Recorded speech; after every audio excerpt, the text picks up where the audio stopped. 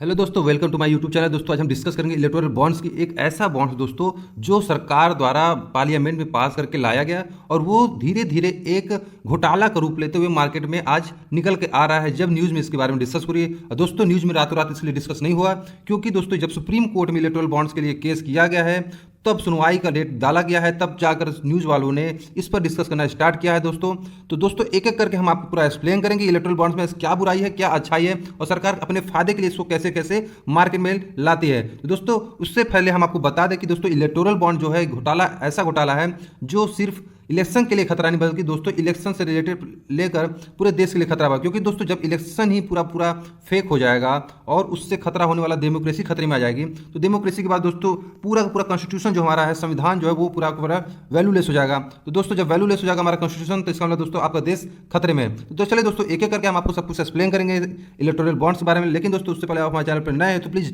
नीचे का subscribe button दबाकर चैनल को सब्सक्राइब करिए और वीडियो ज़्यादा ज़्यादा लाइक और शेयर करिए दोस्तों, ताकि सबको पता चले इलेक्टोरल बॉन्ड्स के बारे में। तो दोस्तों हम कहानी शुरू करेंगे 2013-14 के जनरल इलेक्शन से, जब मोदी जी अपने क्रेडिट पे, अपनी इमेज के दम पे पूरे इंडिया में पूर्ण बहुमत से बीजेपी को जिताते हैं और अच्छे दिन के वादा करके एक नए सरकार की शुरुआत करते हैं। दोस्तों 2013 से लेकर 2015 तक सब कुछ अच्छा चल रहा था, लेकिन दोस्तों 2016 में नोटबंदी, डीमोनेटाइजेशन का डेट आता है दोस्तों। यहाँ से सब कुछ खेल बदलने वाला था दोस्तों, क्योंकि ये एक प्री प्लान्ड एक स्टेप था जो मोदी सरकार ने ली थे। दोस्तों मोदी जी को पता था कि अभी तक जो सरकार थे सेंट्रल में या पूरे स्टेट में ज़्यादातर कांग्रेस को कब्जा थी। तो दोस्तों उनको पता था ज़्यादा ज़्यादा पैसा जो होगा वो कांग्रेस के पास और अदर पार्टी के पास होगा, ना कि बीजेपी वालों के पास। तो उनको पता था कि अगर नोटबंदी से किसी को घाटा होगा तो बाकी पार्टियों को होगी, ना कि बीजेपी को। तो जो भी पैसा था दोस्तों सारा का सारा पैसा वापस आ जाता आरबीआई को नोटबंदी में, और सारे पार्टी कंगाल हो चुके थे। अब क्या था दोस्तों, अब 2017 और 2019 का इलेक्शन दिखता है। 2017 में दोस्तों आता है यूपी इलेक्शन और 2019 में जनरल इलेक्शन। यहाँ से खेल बदलने वाला था।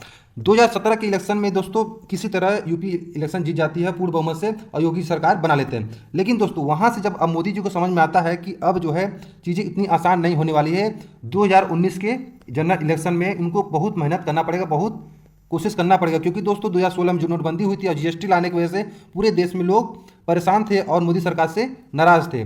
तो दोस्तों अब क्या था, 2019 के लिए इनको पता था कि इतना आसान नहीं होने वाला है 2013-14 की तरह।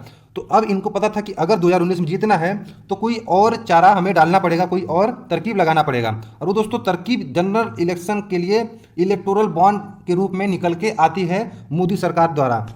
तो दोस्तों सबसे पहले मैं आपको एक जनरल आइडिया देना चाहता हूँ कि बेसिकली इलेक्टोरल बॉन्ड्स है क्या। दोस्तों अभी थोड़ी देर के लिए आप बस इतना समझ लीजिए कि इलेक्टोरल बॉन्ड जो है एक तरह का चेक है जो एक पॉलिटिकल पार्टी को हम चेक फॉर्म में देना चाहते हैं। मान लीजिए दोस्तों इससे पहले क्या था कि हम किसी पॉलिटिकल पार्टी को अगर चंदा देते थे तो डायरेक्टली कैश 2000 20,000 जो भी हमको देना होता था डायरेक्टली कैश में ले जाकर दे देते थे और इसका हिसाब किताब कोई नहीं रखता था। लेकिन दोस्तों अभी क्या है, इलेक्टोरल बॉन्ड्स आने के बाद अगर आपको किसी पॉलिटिकल पार्टी को आप चंदा देना चाहते हैं, डोनेशन देना चाहते हैं, तो आप बैंक जाकर एक बॉन्ड्स खरीदेंगे जिसको इलेक्टोरल बॉन्ड्स बोला जाता है, और उस बॉन्ड्स के नाम पे उस पार्टी के नाम पे बॉन्ड खरीदेंगे और वो बैंक जो है वो बॉन्ड उस पार्टी को पहुंचा देगी, वो पैसा उस पार्टी पहुंचा देगी बिना आपका नाम डिस्क्लोज किए। तो दोस्तों अभी आगे क्या क्या प्रॉब्लम है, क्या क्या इसमें ड्रॉबैक्स है, मैं सब कुछ समझाऊंगा। तो पहले दोस्तों हमें समझना पड़ेगा कि सरकार जो है बीजेपी गवर्नमेंट जो है इलेक्टोरल बॉन्ड्स कैसे लाई और उसको क्यों लाने की जरूरत पड़ी है। तो दोस्तों 2019 का जो इलेक्शन होने वाला था वो इतना आसान नहीं होने वाला था। अब उसके लिए बहुत मेहनत करना था और बहुत सारे पैसे की जरूरत पड़ने वाली थी 2019 के जनरल इलेक्शन के लिए मोदी सरकार को। तो दोस्तों मोदी सरकार के पास इससे पहले भी पैसा नहीं था नोटबंदी के, और नोटबंदी के बाद भी किसी पॉलिटिकल पार्टी के पास कुछ खास पैसा नहीं था। तो 2016-17 से ही लेकर इनका प्लानिंग चल रहा था कि अगर हमें आगे चल के इलेक्शन जीतना है तो पैसे की जरूरत पड़ेगी और पैसा के लिए बंदोबस्त कोई और तरीके से करना पड़ेगा। क्योंकि दोस्तों इलेक्शन के लिए एक मीडिया में जो एडवर्टाइजमेंट का जो जोर था 2013-14 में वो कहीं ना कहीं अब इनको बढ़ाना था 2019 के लिए, क्योंकि इनको पता था कि 2013-14 में एक अलग हवा चल रही थी, एक क्रेडिट चल रहा था मोदी जी का, लेकिन वो सब कुछ क्रेडिट खराब हो चुका था और मीडिया से लेकर पूरी जनता नाराज है। तो दोस्तों सबको खरीदने के लिए हर एक सिस्टम को खरीदने के लिए बहुत सारे पैसे की जरूरत पड़ने वाली थी मोदी सरकार को 2019 के इलेक्शन जीतने के लिए। तो दोस्तों यहाँ पे आता है खेल बड़े बड़े उद्योगपतियों का। अब बीजेपी जानती है कि पैसा कोई दे सकता है तो वो बड़े उद्योगपति दे सकते हैं, ना कि आम जनता उनको देने वाली है। तो आम जनता से ये नज़र हटाकर बड़े उद्योगपतियों पर डालते हैं और प्लानिंग करते हैं कि इनसे कैसे पैसा लिया जा सकता है बिना किसी प्रॉब्लम के। तो दोस्तों यहाँ पे अमित शाह अपना दिमाग लगाते हैं और उस टाइम जो अरुण जेटली जी थे, उस टाइम के फाइनेंस मिनिस्टर थे, उनसे मीटिंग करके मोदी जी ने प्लानिंग किया कि पैसा कहाँ से लाया जाए, उद्योगपतियों से कैसे पैसा ऐंठा जाए, अदानी अंबानी जैसे बड़े लोगों से। तो दोस्तों यहाँ पे एक प्लानिंग से थ्रू निकलता है इनका कि एक ही रास्ता है जो इलेक्टोरल बॉन्ड है, जिनको क्योंकि इनको जरूरत थी इलेक्शन के लिए, और इलेक्शन के लिए में कैसा पैसा अपने लिए लाया जाए, इलेक्टोरल बॉन्ड बहुत सटीक चीज़ इनके दिमाग में आता है। और वो 2017 के बजट में अनाउंसमेंट करते हैं जेटली जी कि जो अभी तक सिस्टम में पैसा आता था पॉलिटिकल पार्टी को डायरेक्ट कैश में आता था, वो कहीं ना कहीं एक तरह का ड्रॉबैक है, एक धब्बा है डेमोक्रेसी जैसे कंट्री के लिए, कि डोनेशन दिया जा रहा है, घूस दिया जा रहा है किसी पॉलिटिकल पार्टी को बिना किसी रोक छोक के, बिना किसी ट्रांसपेरेंसी के। तो दोस्तों उस समय जो बजट में स्पीच दिया गया था, उन्होंने ये बोला था कि पहले तो जो हम पैसा दे रहे हैं वो 2000 तक लाएंगे कैश में, 20,000 जो अभी तक लिमिट था कि 20,000 कोई कैश दे सकता किसी पॉलिटिकल पार्टी को, वो सिर्फ अब 2,000 तक कैश दे सकता, उससे ज़्यादा नहीं दे सकता। लोगों के बीच बहुत ताली बजाई कि ये बहुत अच्छा स्टेप लाया जा रहा है। दूसरा अनाउंसमेंट तो दोस्तों था इनका उसी स्पीच में कि इलेक्टोरल बॉन्ड। तो दोस्तों इलेक्टोरल बॉन्ड जब लाया जाता है नाम, तो उस टाइम किसी को समझ नहीं आता इलेक्टोरल बॉन्ड जनरली है क्या, क्योंकि इलेक्टोरल बॉन्ड एक बहुत कॉम्प्लेक्स चीज था उस समय, और बाद में इंप्रूवमेंट कर करके इन्होंने अपने हिसाब से उसको सिस्टम में लाते गए। तो दोस्तों जैसे जैसे समय बीतता जाएगा, इलेक्टोरल बॉन्ड में बहुत सारे बदलाव बीजेपी सरकार करती जाएगी अपने फायदे के अनुसार। लेकिन दोस्तों उस समय से लेकर आज तक लोकसभा में, राज्यसभा में अपोजिशन इसके खिलाफ आवाज उठाती रही और स्ट्राइक करती रही, लेकिन बीजेपी सरकार दोस्तों पूर्ण बहुमत से आई, तो इसलिए उस फर्क नहीं पड़ा और ये बिल जो है पास हो जाती है बहुमत से। और दोस्तों अब बीजेपी के सामने आती है जो मुश्किलें, वो थी पहले इलेक्शन कमीशन ऑफ इंडिया। दोस्तों उसमें से बहुत सारे ईमानदार थे और बहुत सारे थोड़ा सा बायस थे बीजेपी के लेकर। तो जब उसमें बहुमत आती है कि ये गलत है या सही है, तो इलेक्शन कमीशन थोड़ी देर के लिए तो उसके लिए अगेंस्ट रहती है कि ये इससे क्या है कि करप्शन बढ़ जाएगा, पॉलिटिकल पार्टी को कंट्रोल करना मुश्किल हो जाएगा। लेकिन दोस्तों यहाँ पे किसी तरह ये जो भी इलेक्शन कमीशन होते हैं वो आईएएस होते हैं, और आईएएस पे कमांड कंट्रोल पाना किसी भी सरकार के लिए बड़ी बात नहीं होता, क्योंकि आईएएस जो भी इलेक्शन कमीशन थे वहाँ पे उनको शांत किया जाता है दबाव डालकर कि आप जो है इस पर हामी भर दीजिए और इलेक्टोरल बॉन्ड्स को कंटिन्यू रहने दीजिए। लेकिन दोस्तों उसके बाद जो बात आती है आरबीआई की, रिजर्व बैंक ऑफ इंडिया, जो कि पैसे का रेखा देखा कंट्रोल करना है उसका काम है। और दोस्तों जो भी पैसा आएगा इलेक्शन कमीशन के थ्रू इलेक्शन में, वो आरबीआई के थ्रू ही, क्योंकि बैंकिंग सिस्टम जो दोस्तों मनी सिस्टम जो मॉनेटरी सिस्टम है पूरा आरबीआई कंट्रोल करती है। उसमें कुछ भी ऊपर नीचे जो भी डिसीजंस हो गए वो आरबीआई के थ्रू ही लिया जाता है। तो दोस्तों उस टाइम के जो गवर्नर थे उर्जित पटेल जी थे, और उर्जित पटेल दोस्तों एक इकोनॉमिस्ट थे और वो बहुत ईमानदार थे, और उन्हीं के टाइम पे जो डीमोनेटाइजेशन किया गया था, तो दोस्तों कहीं ना कहीं इन पे दबाव आने लगा था बीजेपी गवर्नमेंट की तरफ शुरू कि आप इस पे रोक मत लगाइए या आप इसके खिलाफ कुछ मत बोलिएगा। तो दोस्तों यही कारण कि दोस्तों 2017 में ही उर्जित पटेल जी इसको अपना आरबीआई गवर्नर पद से इस्तीफा दे देते हैं बिना किसी रीजंस के। और मीडिया में इस पर बहुत सारी बहस होती है कि क्या कारण जो एक ईमानदार आरबीआई गवर्नर चुपचाप रेजिग्नेशन दे देता है अपने पद से, और एक आईएएस ऑफिसर जो है शक्तिकांत दास को नया रिजर्व बैंक ऑफ इंडिया का गवर्नर बनाया जाता है। तो दोस्तों आप समझ सकते हैं किस तरह का वहाँ पे खेल खेला जा रहा था कि एक जो इकोनॉमिस्ट था उसको हटा करके अब जो आरबीआई गवर्नर नया बनने वाले थे शक्तिकांत दास एक आईएएस ऑफिसर थे, जिनको जो हिस्ट्री से अपना पीएचडी किए थे, उनको कोई भी नॉलेज नहीं था इकोनॉमिक्स के बारे में, पैसे मॉनेटरी सिस्टम के बारे में, कॉमर्स के बारे में कुछ खास नॉलेज नहीं था, फिर भी वो गवर्नर बनाए जाते हैं। क्योंकि दोस्तों अब बीजेपी को चाहिए था एक ऐसा गवर्नर जो उनके आगे पीछे दुम हिला सके, और एक आईएएस ऑफिसर से अच्छा कोई ऐसा काम नहीं कर सकता था। यही कारण दोस्तों शक्तिकांत को नया गवर्नर बना दिया जाता। तो दोस्तों इलेक्शन कमीशन भी कंट्रोल में आ चुका था और आरबीआई भी कंट्रोल में बीजेपी के आ चुकी थी। अब सबसे बड़ी जो मुश्किल खड़ी थी वो थी supreme court. Supreme court of India दोस्तों एक ऐसा इंस्टीट्यूशन है जहाँ पे बहुत सारी मुश्किलें फेस करनी पड़ती गवर्नमेंट को किसी भी गलत काम करने के बाद, क्योंकि दोस्तों बहुत सारे जो सुप्रीम कोर्ट के जो बेंच के जो जजेस होते हैं उनको खरीदना या क्योंकि उनको अपने कंट्रोल में लाना एक नामुमकिन था, क्योंकि जज जो होते हैं बहुत ऑनेस्ट तरह के होते हैं, तब जाकर वो सुप्रीम कोर्ट तक पहुंच पाते हैं। S.A. बोबडे इनको जो है चीफ जस्टिस ऑफ इंडिया उस टाइम के, तत्कालीन चीफ जस्टिस ऑफ इंडिया उस टाइम के थे। तो दोस्तों अब बीजेपी सरकार इनसे कांटेक्ट करती होगी कि आप जो है इलेक्टोरल बॉन्ड्स पे जो भी खिलाफ आएगा आपके केस के अंदर, आप इसको सब सीधे सीधे इसको एक्सेप्ट मत करिएगा, मना कर दीजिएगा, बस आपको इतना ही करना था। और दोस्तों उसी समय जो है इलेक्टोरल बॉन्ड्स के टाइम पे ही इनको हार्ले डेविडसन जैसा गिफ्ट दिया गया था मार्केट में, और ये मार्केट में चलाते हुए पाए जाते हैं। मीडिया में बहुत सारी बहस होती है कि इतना महंगा गिफ्ट कैसे मिला है इनको, तो ये बहुत सारे एक्सक्यूज बनाते हुए पकड़े गए थे, और बहुत महीनों तक दोस्तों ये न्यूज़ में हाईलाइट थे, क्योंकि इनका गिफ्ट जो है हार्ले डेविडसन इतनी महंगी गाड़ी बताया गया था कि इनको गिफ्ट मिला है। और गिफ्ट दोस्तों आप समझ सकते हैं कि बीजेपी गवर्नमेंट के के कहने पर ही इनको दिया गया था और ये अपने मुंह बंद रखने के लिए। और यही कारण है दोस्तों, उस टाइम भी ADR जो है एक NGO थी और उसके खिलाफ, इलेक्टोरल बॉन्ड्स के खिलाफ वो एक सुप्रीम कोर्ट में याचिका डालती है। उस टाइम बॉन्ड्स जो भी गलत है या सही है, कुछ देर के लिए इसमें पैसा लेने के लिए पाबंदी लगा दिया जाए जब तक इस पर क्लैरिटी ना आ जाए सुप्रीम कोर्ट के द्वारा। लेकिन दोस्तों ऐसे बोबडे जो उस टाइम के चीफ जस्टिस ऑफ इंडिया थे, उन्होंने साफ उस पिटीशन को खारिज कर देते कि ऐसा कुछ नहीं होगा, कोई रोक लगाया नहीं जाएगा किस पे, इलेक्टोरल बॉन्ड जैसे स्कीम पे। और इलेक्टोरल बॉन्ड दोस्तों कंटिन्यू रहता है और पैसा डोनेट कंटिन्यू रहता है। तो दोस्तों ADR का जो पिटीशन था उस टाइम खारिज कर दिया जाता है। तो दोस्तों उसके बाद आते हैं रंजन गोगोई। दोस्तों रंजन गोगोई एक ईमानदार सुप्रीम कोर्ट के चीफ जस्टिस थे, लेकिन उनके टाइम पे एक रफाल डील भी आता है। रफाल डील में दोस्तों इनको ये साफ साफ सुनवाई में कहीं ना कहीं बीजेपी सरकार झुकती हुई नजर आ रही थी। उस टाइम बीजेपी सरकार ने एक खेल खेला और रंजन गोगोई को एक लड़की के रेप के केस में फंसाकर कहीं ना कहीं इनको दबाव डलवाती है और रंजन गोगोई भी रफाल डील को क्लियरिटी दे देते हैं, राम मंदिर को क्लियरिटी दे देते हैं और कहीं ना कहीं इलेक्टोरल बॉन्ड पे कोई भी कुछ भी बोलने से चुप रह जाते हैं और इनका जो है रिटायरमेंट हो जाता है और वो राज्यसभा में नॉमिनेट हो जाते हैं बीजेपी गवर्नमेंट द्वारा। तो दोस्तों इनको भी अपना इनका भी इनाम मिल जाता है। और उसके बाद जो दोस्तों अभी जो आए हैं इस टाइम के जो नए चीफ जस्टिस ऑफ इंडिया हैं NV रमन्ना, उन्होंने कुछ दिन पहले ही ADR और कॉमन कॉज जो दो NGOs है, उन्होंने फिर से पिटीशन डाला है कि सुप्रीम कोर्ट में जो इलेक्टोरल बॉन्ड है धड़ल्ले से पैसा उड़ा रही है, बीजेपी सरकार को फायदा मिल रहा है सीधे सीधे।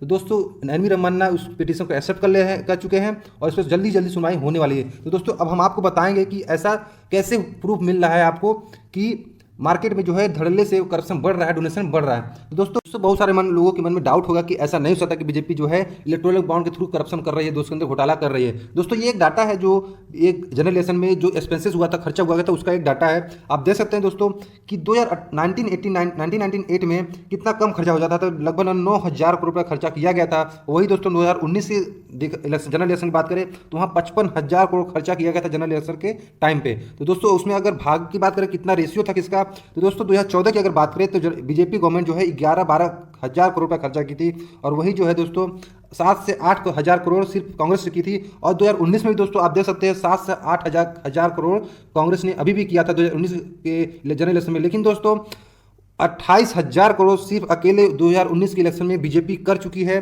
तो दोस्तों आप समझ सकते हैं कहाँ से जंपिंग कहाँ पहुंची है, वो इतना पैसा कहाँ से आया है। आप इलेक्टोरल बॉन्ड का पावर आप समझ सकते हैं कितना ज़्यादा पैसा बीजेपी को फायदा मिल रहा है इलेक्टोरल बॉन्ड के थ्रू, बिना किसी गैर कानूनी के या ब्लैक मनी के करप्शन के आरोप से बचकर भी बीजेपी इस पैसा का इस्तेमाल कर पा रही है। तो दोस्तों अब हम डिस्कस करेंगे इलेक्टोरल बॉन्ड्स के अंदर क्या क्या चीज़ें हैं और क्या क्या अच्छी चीज़ें और क्या क्या बहुत बुरी डाली गई है, जो कि आरोप लगाया जा रहा है सुप्रीम कोर्ट के अंदर जो पिटीशन डाला गया है उसमें क्या क्या बातें कही गई है इसके खिलाफ। तो दोस्तों एक एक करके हम सब कुछ डिस्कस करते हैं। तो दोस्तों सबसे पहला जो इसके खिलाफ है वो है पॉइंट दोस्तों कि ये जो है SBI बैंक द्वारा ही दिया जाएगा। मतलब दोस्तों अगर आपको इलेक्टोरल बॉन्ड खरीदना है या किसी पॉलिटिकल पार्टी को डोनेट करना है तो सिर्फ आप SBI बैंक में जा सकते हैं, ना किसी और बैंक में। मतलब कि अगर आपको डोनेशन देना है तो आप SBI बैंक में जाकर इलेक्टोरल बॉन्ड खरीद सकते हैं, किसी और बैंक पे ये प्रावधान नहीं दिया गया। तो दोस्तों इससे दिक्कत क्या है, इसका ड्रॉबैक क्या है दोस्तों, जैसा कि आप जानते हैं दोस्तों SBI जो है PSU पब्लिक सेक्टर यूनिट है, मतलब गवर्नमेंट का एक अपना बैंक है और गवर्नमेंट ही इसको चलाती है। तो दोस्तों जब सरकार का कोई चीज़ हो और सरकार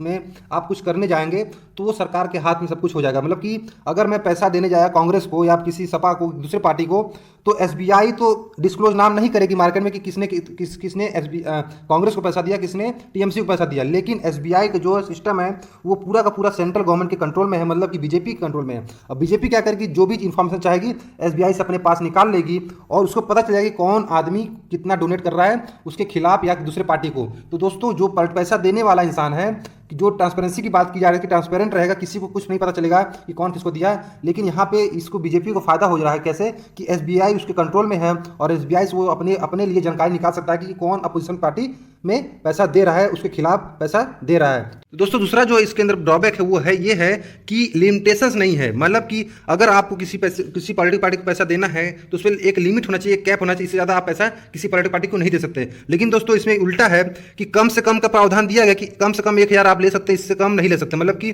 अगर आप किसी पार्टी को डोनेट करना है तो कम से कम 1,000 रुपये देना पड़ेगा, इससे कम आप नहीं दे सकते, इससे ज़्यादा दे सकते हैं। और दोस्तों जो दूसरा है इसमें कि आप 1 करोड़ का जो सबसे बड़ा इलेक्टोरल बॉन्ड है वो 1 करोड़ का है, 1,000 का है, 10,000 का है, 1 लाख का, 10 लाख का और सीधे 1 करोड़ का। मतलब कि आप 1 करोड़ का एक बॉन्ड खरीद सकते हैं। लेकिन ये लिमिटेशन नहीं किया है कि कितने 1 करोड़ का बॉन्ड एक आदमी खरीद सकता है। मतलब कि कोई भी चाहे कि 1 करोड़ का एक बॉन्ड तो खरीदने की लिमिटेशन दे दिया गया कि 1 करोड़ ज़्यादा आप नहीं खरीद सकते, लेकिन एक आदमी कितना बॉन्ड खरीद सकता है 1 करोड़ का, वो लिमिटेशन नहीं दिया गया है। मतलब चाहे अंबानी चाहें तो 1000 करोड़ डोनेट कर सकते हैं, 1000 बॉन्ड 1 करोड़ का खरीद कर, और उस पर उन पर कोई पाबंदी नहीं है। तो दोस्तों यही कारण है कि दोस्तों इसके खिलाफ इंडिया ने आवाज़ उठाई है कि इससे तो करप्शन बढ़ जाएगा, क्योंकि ज़्यादा पैसा पॉलिटिकल पार्टी को मिलने लगेगा। और दोस्तों मजे की बात यह है कि जो अभी ऑडिट हुआ था 2019 के इलेक्शन में, 90% बॉन्ड था वो 1 करोड़ का बॉन्ड वाला था। मतलब कि 10,000 1,000 कोई दे ही नहीं रहा है, सीधे 1 करोड़ के ऊपर पैसा दिया जा रहा है। मतलब कि बहुत भारी मात्रा में डोनेशन बहुत तेजी से दिया जा रहा है। और यही कारण दोस्तों इन सब चीज़ों को देखकर एडीआर जो है इसके खिलाफ सुप्रीम कोर्ट में पिटीशन डाली है। दोस्तों तीसरी जो बुरी इसमें बात है वो है ये है कि छोटी पॉलिटिकल पार्टी खत्म हो जाएंगी। क्यों?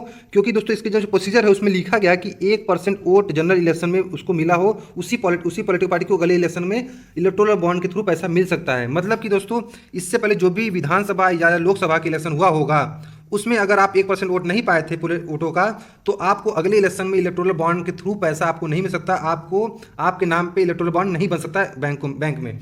तो इसके खिलाफ इंडिया ने ये बोला कि ऐसे तो जो नए पार्टी समय समय पे जो निकल के आती है उनको भी हेल्प मिलना चाहिए चंदा के थ्रू, डोनेशन के थ्रू, क्योंकि उनको बहुत ज़्यादा जरूरत है। क्योंकि नया पॉलिटिकल पार्टी होता है उनके पास पैसा नहीं होता कि वो आगे चल के पॉलिटिकल पार्टी को आगे चला पाएं बिना पैसे के। तो दोस्तों ऐसे क्या होगा, छोटी पॉलिटिकल पार्टी खत्म हो जाएंगी देश से, अब सिर्फ बड़ी पार्टियां रह जाएंगी जिनको पैसे से बेनिफिट होगा, और पॉलिटिकल ये जो है डेमोक्रेसी के खिलाफ है। दोस्तों चौथे ड्रॉबैक की बात करें इस बॉन्ड के अंदर, तो वो ये है कि जब ये इलेक्टोरल बॉन्ड लाई गई थी, जो प्रावधान थी स्टार्टिंग में उसमें ये था कि जो कोई भी कंपनी इलेक्टोरल बॉन्ड में डोनेशन दे सकती है किसी भी पार्टी को बिना किसी लिमिटेशंस के, लेकिन वो तभी दे सकती है, उतना ही पैसा दे सकती है जितना कि उसके पूरे टोटल अर्निंग से पूरे प्रॉफिट का 7.5% हो। मतलब कि दोस्तों अगर कोई कंपनी 100 रुपये कमा रही है साल का, तो सिर्फ वो 7.5 रुपये किसी पार्टी को दे सकती है, इससे ज़्यादा अपना डोनेशन में नहीं दे सकती। नहीं कि ऐसा नहीं कि 50 पूरा डोनेट कर दिया और आने वाले इलेक्शन में उसको फायदा कहीं ना कहीं से हो जाएगा। लेकिन दोस्तों बीजेपी गवर्नमेंट ने क्या किया, 2018 में इसको सिस्टम को चेंज कर दिया। उन्होंने क्या किया कि 7.5 का प्रावधान जो स्टार्टिंग में दिए थे उन्होंने, जो बॉन्ड का जो बिल आया था उस टाइम, और बाद में उन्होंने क्या किया, इस लिमिटेशन को हटा दिया। मतलब कि अब कोई भी कंपनी या कोई भी बड़े उद्योगपति किसी भी पॉलिटिकल पार्टी को बिना किसी लिमिटेशन का जितना भी चाहे उतना पैसा दे सकता है अपने प्रॉफिट का। मतलब कि अगर अनिल अंबानी या मुकेश अंबानी की बात करें तो वो अगर चाहे तो 1000 करोड़ अगर फायदा कमा रहे हैं हर साल, तो उसमें से 1000 करोड़ भी अपना चाहे तो बीजेपी को डोनेट कर सकती है। और यही कारण दोस्तों बीजेपी को बहुत ज़्यादा मात्रा में डोनेशन मिल रहा है उद्योगपतियों के द्वारा, क्योंकि लिमिटेशन हट गया है और उनको पता है कि इन रिटर्न बीजेपी गवर्नमेंट उनको कहीं ना कहीं फायदा देने वाली है सरकार बनने के बाद। दोस्तों आप देख सकते हैं अदानी को सारा का सारा इंडिया में पोर्ट होता है जहाँ से शिपिंग यार्ड बनती है वो गवर्नमेंट बनाकर लीज पे अदानी को दे दी। पूरा का पूरा एयरपोर्ट जो हवाई अड्डा बनाया जा रहा है वो अदानी एयरपोर्ट इंफ्रास्ट्रक्चर को दिया जा रहा है बनाने को। तो अंबानी को भी बहुत सारी चीज़ें जो गवर्नमेंट दे रही है। अभी थोड़ा देर पहले रफाल डील जो हुआ था दोस्तों, उसमें भी अनिल अंबानी, मुकेश अंबानी जो छोटे भाई है, उनको कोई भी एक्सपीरियंस नहीं था रफाल या हवाई जहाज बनाने का। उनको रातों रात जो नई कंपनी बनाया था रिलायंस एरोनॉटिक्स, उनको दे दिया गया है पूरे रफाल जहाज बनाने को, लड़ाकू विमान बनाने को विदा किसी एक्सपीरियंस के। तो दोस्तों कहीं ना कहीं से जब डोनेशन मिला है तो उसको बैक में आपको प्रॉफिट उन कंपनियों को देना है। और दोस्तों यही एलिगेशन लगाया जा रहा है कि आज जो प्रॉफिट कंपनियां सरकार को पहुंचा रही है, इन रिटर्न सरकार अपने उनको फायदा देने के लिए बहुत सारी चीज़ें उनके पक्ष में कर रही है, जो कि बाकी कंपटीशन के खिलाफ है। जैसे बाकी जो कंपनियां हो गई छोटी मोटी कंपनियां, वो कंपनी के इन बड़ी कंपनियों से कंपटीशन नहीं कर पाएंगी, क्योंकि कहीं ना कहीं डायरेक्ट इनको बेनिफिट मिल रहा है या छोटी कंपनियों को कोई बेनिफिट नहीं मिल रहा है। तो दोस्तों ये बहुत सारे ऐसे पॉइंट्स हैं जिनके खिलाफ सुप्रीम कोर्ट के अंदर अब बहुत इन पर बहस होने वाली है। अब देखना होगा कि दोस्तों कौन सी बात पर सुप्रीम कोर्ट नाराज होती है और कौन सी बात पर वो इसके सरकार के पक्ष में जाती है। तो दोस्तों ये था हमारा इलेक्टोरल बॉन्ड का वीडियो। अगर आपको समझ में आया और पसंद आया तो प्लीज़ दोस्तों चैनल को सब्सक्राइब करना ना भूलिएगा, और वीडियो को दोस्तों ज़्यादा शेयर करिए ताकि हर किसी को इलेक्टोरल बॉन्ड का जो धोखाधड़ी हुआ है सबको पता चले। तो दोस्तों मिलते हैं अगले वीडियो में, तब तक के लिए बाय बाय।